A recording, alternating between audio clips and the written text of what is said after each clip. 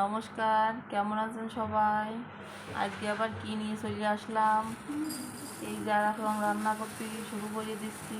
গাছিকটা ছিঁড়ে দিলাম একটা গামলার মধ্যে দিয়ে, ছিঁড়ে কয়টা ধুয়ে দেবো। এবার ধুয়ে জল দিয়ে ধুয়ে ভালো করে পরিষ্কার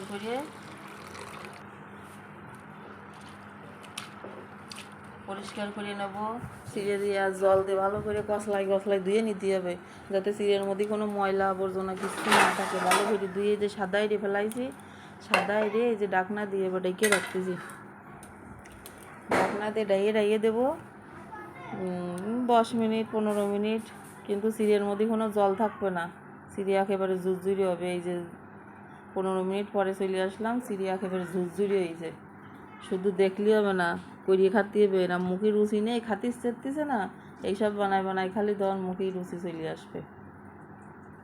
আজকে বানাবো চিড়ের পোলাও, মুরগির পোলাও, খাসির পোলাও, সব রকম তো খাওয়া হয়ে গেল। এবার চিড়ের পোলাও খাওয়ার পালা। নিরামিষের দিন খাওয়া যাবে এইভাবে করে। কয়টা বাদাম দিছি, দিয়ে বাদামগুলো একটু ভেজে নিয়ে তার মধ্যে দিয়ে দিলাম কয়টা কিশমিশ আবার বেশি ভাজা যায় না, তাইতে কিশমিশ দিলাম দেরি করে ভাজিয়ে। এইগুলো সবাই উঠে নিয়েছি। আবার যদি কেউ রাগ করে বসে থাকে যে খাবো না করিয়ে, তারও যদি 1 প্লেট বানাই দেওয়া যায়, তার রাগ ভেঙে যাবে। তাহলে কত উপকারী জিনিসের একটা ইউনিক রেসিপি আমি যেভাবে তৈরি করতেছি, তোমরা সবাই এইভাবে তৈরি করে খাইয়ে দেহে নে কী স্বাদ লাগে।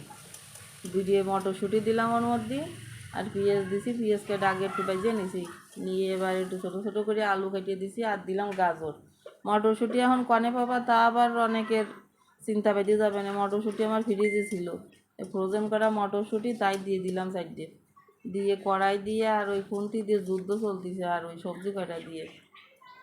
আর মটরশুঁটি যদি না দাও তাও কোনো সমস্যা নেই, না দিলেও হবে। এর মধ্যে দিয়ে দিলাম একটা ডিম ভাঙিয়ে, একটা সাইড দিয়ে ডিম ভাঙিয়েও দিতে পারো তোমরা। আমি বললাম যে অপচয় করার দরকার নেই, তাই একটা ডিম ভেঙে দিলাম।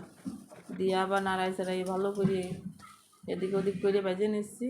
ভেজে নিয়ে এবার দিয়ে দিলাম কাঁচা জল কুচি। কাঁচা জলের যে দাম হয়েছে, তা কাঁচা জল আর খাওয়ার মতো নেই, তাও দুটো সাইডে কুচি দিয়ে দিলাম। নাহলে তো স্বাদ হবে না, তাহলে এবার কী করে কবানে সেই স্বাদ। এবার ওই সে চিড়ে কটা দিলাম, চিড়েতে কোনো জল থাকবে না এবং খানিক পরে ঝুরঝুরিয়ে যাবে একদম। সেই ঝুরঝুরে চিড়ে আর এই মোটা লাল চিড়ে নিলে বেশি ভালো হয়, সাদা চিড়ে হবে না। আর দিয়ে দিলাম 1 চামচ গোলমরিচের গুঁড়ো, দিয়ে ভালো করে নাড়াচাড়া দিয়ে নিচ্ছি। কেউ যদি নিরামিষ করে খাতে চাও, তাহলে পেঁয়াজ আর ডিম বাদ দিয়ে তৈরি করেও খেতে পারবা, কোনো সমস্যা নেই। রাইন্দে বেরিয়ে একটু গুছাই নিয়ে এই যে চলে আসলাম, প্লেটে ডালিয়ে নিয়ে চলে আইছি। নিয়ে এই যে গুছাই নিচ্ছি, গালে দিয়ে দেখলাম সেই স্বাদ। আর যদি ভালো লাগে এইভাবে রান্না করে খাবেন, লাইক কমেন্ট শেয়ার করবেন।